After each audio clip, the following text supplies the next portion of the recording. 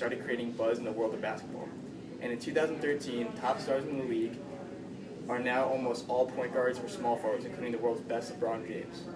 The style of play went from getting the ball down low for the easy layup or hook shot to get the ball in the hands of the flashy playmaker, which are known as guards. Bleacher Report talks about how a certain team is going to play, stating the team will be guard heavy, which would be their strength. The bigs will defend and rebound for you, but the scoring will come from the backcourt. Players' roles changed while stardom took effect. This doesn't mean that the big men aren't important in the present-day NBA, it just means that their role is much different than it was back in the day. Their job nowadays is to grab rebounds, block shots, and play great defense while letting their other players take care of things such as scoring, dribbling, and three-point shooting. In addition to the game and its players evolving, by mid-'80s and early '90s, so did the on-court fashion. During the early NBA years, low white socks, shorts up to the high thigh, and white sneakers almost seemed mandatory in order to play. As the years passed, like every culture does, things began to change. What really set this fashion off was the NCAA's Michigan Wolverines when the Fab Five came for their freshman year. Unlike ever seen before, they stepped onto the court with baggier shorts, high black socks, black Nike sneakers, and even sweatbands. The Bleacher Report states, swag was born 2 decades ago on the hips of the Michigan Wolverines Fab Five. The basketball fans around the world were shocked, not to mention the old schoolers, thinking that this was a disgrace while the new generation had something to be excited about. From the Fab Five on, this led to changes in the NBA. Legendary Michael Jordan's shorts lengthened 6 inches from the 1990 season to 1991. Over just one off-season, the whole league's fashion changed wildly. They were no longer wearing short shorts or white ankle socks. This brought a whole new look to the NBA and its energy. The style of apparel skyrocketed and Nike began to make high black socks for the first time ever in 1992. If you take a player from the 70s and compare them one in 2013, it would shock many of you by how dramatically the players have changed just by looks, not to mention the way basketball is played now. Back then, if black socks were frowned upon, you couldn't imagine that during the early years, barely anyone even had a tattoo. In 2013, it stated that 79% of the NBA's players have at least one tattoo. Does this have a huge point in basketball as a sport? Maybe not, but it does show how much has changed culture-wise over the decades. Clearly, over the years, there's been a huge fashion style change, starting with the Fab Five in Michigan, which led the NBA within the next few years.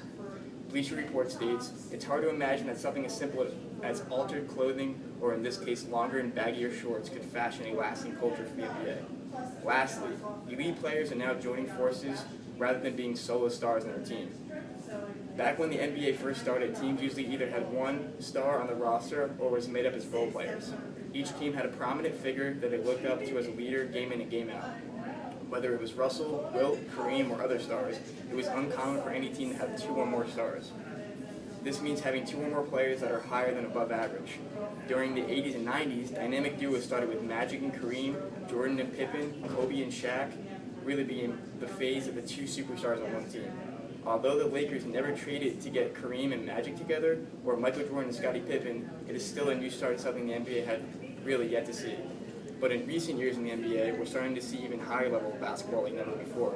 We are seeing 2 or even 3 superstars from different teams are now finding the same destination while combining talent and forces to become unstoppable. We are seeing pay cuts in salary so that these players can trade money for talent in high hopes of winning NBA championships. We saw this when LeBron James left his team in Cleveland along with Chris Bosh's Toronto Raptors to join forces with Dwayne Wade in Miami. This is the first time 3 superstars all came together on one team, taking salary cuts because they simply want to win.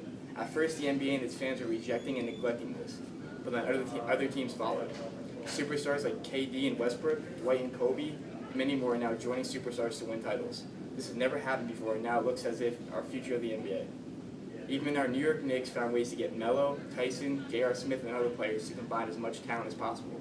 After getting Bosh and LeBron James added to their Miami roster, teams began to fill in the surrounding area with role players and veterans.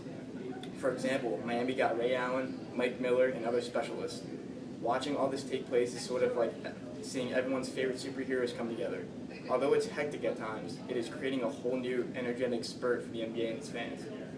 In conclusion, the NBA has changed in so many ways from the beginning to the league and now present-day era. Whether it's players in their roles, dress fashion, and even combining stardom, it's found ways to keep changing so there's never a dull moment.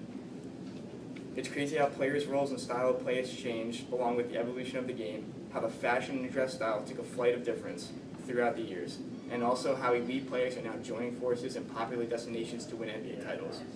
With no more short shorts and white ankle socks, my grandpa can hardly sit through an NBA game without, to this very day. With its flashy players and new styles, sometimes I look over and see him shaking his head. It's far different from when he grew up in the 60s and 70s, but to me, the more change, the better. The history of the NBA is what makes it all more interesting. If you're not a fan yet or still deciding, tune in so you can see how different the NBA has become throughout its historic years. It's an amazing league with exciting players that make every play worth watching.